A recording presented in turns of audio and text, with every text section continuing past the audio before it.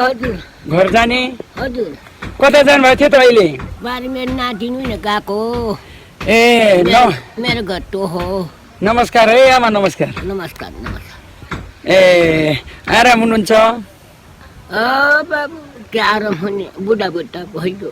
कति वर्ष हुनुभयो म त 100 पुग्ने थोरै छ बा ए हो नि हो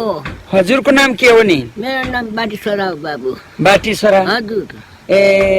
यस्तो बुढो मान्छे म त यहाँबाट ढौढौ ओढिरहेको देखेर हजुरको फोटो लिउँ भनेर यहाँ हजुरले फोटो खिचिरहेको कि हजुर हजुर अनि हजुरको छोराछोरी कति छन् खै बाबु हो 3 बहिनी छोरी एउटा माइली छोरी सेवारगा छ पहिला पानी छोरी डोगाडुङ छ जेठी छोरी तल प्युठान डोप्टाको छ छोरा 2 भाइ छन् भने जेठो माथि छ कान्छो म एक्लै छु बा ए घरमा एक्लै बस्नुहुन्छ एक्लै बस्छु के गरौँ खै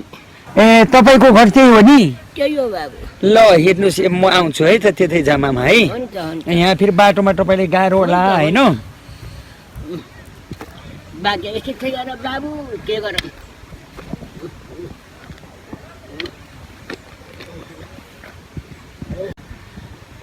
मरम भने कालान्न कालाए पो मरम के गरौँ खै अहिले कहाँ जानुभएको थियो खासमा हट्टे छ मलाई हट्याउनुहुन्छ छोरीहरूले हेर्दैनन् छोरी लङ्का परिगयो त छोराहरूले हेर्नुहुन्न छोरा कान्छो छुटेका त भइगयो हेर्छ जानु हेर्छ गरी हेर्छ ए अनि खाना कसले पकाइदिन्छ त आमा यस्तो बुढो मान्छेलाई खै दुःखसित पकाएर खान्छु आँखा देख्नुहुन्छ र आँखा पनि हुन्न बुढो नानी कहिले जान्दैन इटी हाल्छु कहिले थोरै हाल्छु यस्ता हुन्न बाबु अनि दाँत पनि छैन छैन कसरी खानुहुन्छ हट्टेसित खान्छु बुवा कहिले बित्नु भयो त आमा बुढा बितेका त साल 5 भइगयो बाबु अनि पहिले बुवा नबिते सँगै हुनुहुन्थ्यो होइन पहिले छुट्यो भयो छोरा ए पहिले छुट्टी गएको भयो भन्नाले तपाईँ कान्छी आमा त होइन कान्छामा होला आफ्नै आमा आमा बोट ओहो जानेनन् गेर बा नजानेहरू उनको पालाउला भुली बस्यो होइन त्यो त साह्रै दुःखद कुरा हो यस्तो बुढो हुनु भएको छ अनि आँखा नदेख्ने हातखुट्टा नचल्ने नचल्ने पानी सार्ने मलाई गाह्रो छ बाबु अनि पानी कसरी भर्नुहुन्छ यहीँनिर छ नि अहिले जति नभर्छु घाँटी बसालिकन निकाल्छु के गरौँ खै अनि तपाईँको कपाल फुले रहेछ अनि तपाईँको कानमा त के सुन लाउनु भएको छ के भने आमा नै पितल भयो ए पितल हो ए यहाँ यो लाउनु भएको रहेछ के लाउनु भएको यो माला माला ए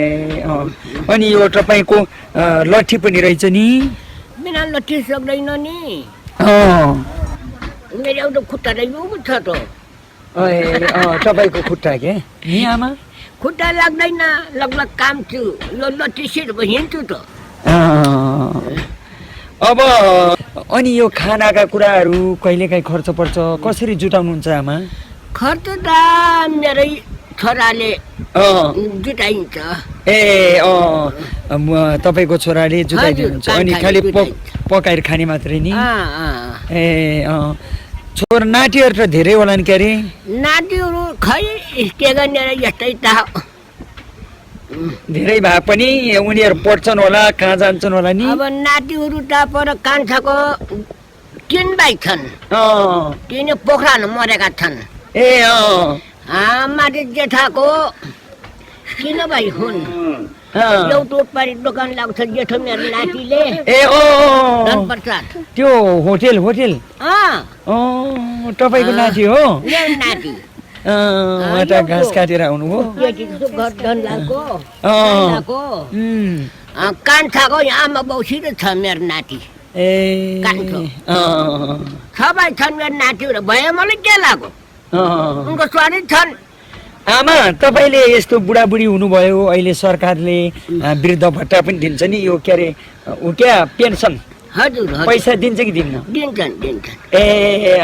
बुढो पेन्सन दिनुहुन्छ त ए हो हो अहिले पनि कहिलेकाहीँ यस्तो बुढो मान्छेहरूलाई यस्तो ल हामी सँगै भेट गराउँछौँ भनेर सँगै एकै ठाउँमा बुढाहरू खेरिने बुढाबुढी खेरिने कार्यक्रम गर्छन् गर्दैन त्यो त थाहा पान्न म त ए थाहा पान्न बाबा तपाईँको नाकमा लाउनु भएको फुल्यो हो नि आमा यो फुल्यो कस्तो लाग्छ आजकल बुवा हुनुहुन्न होइन अनि के अरे जीवन कस्तो अधुरो जस्तो लाग्छ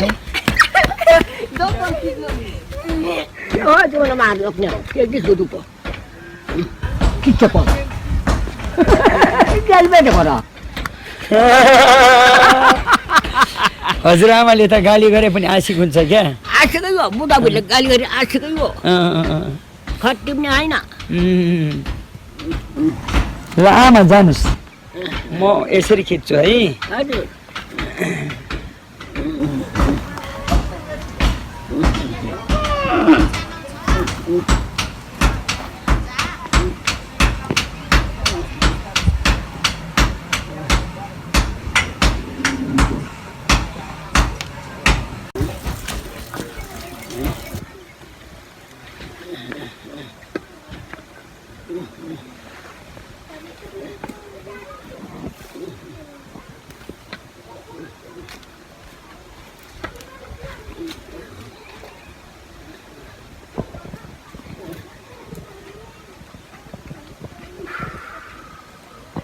तो चाल्छ मलाई त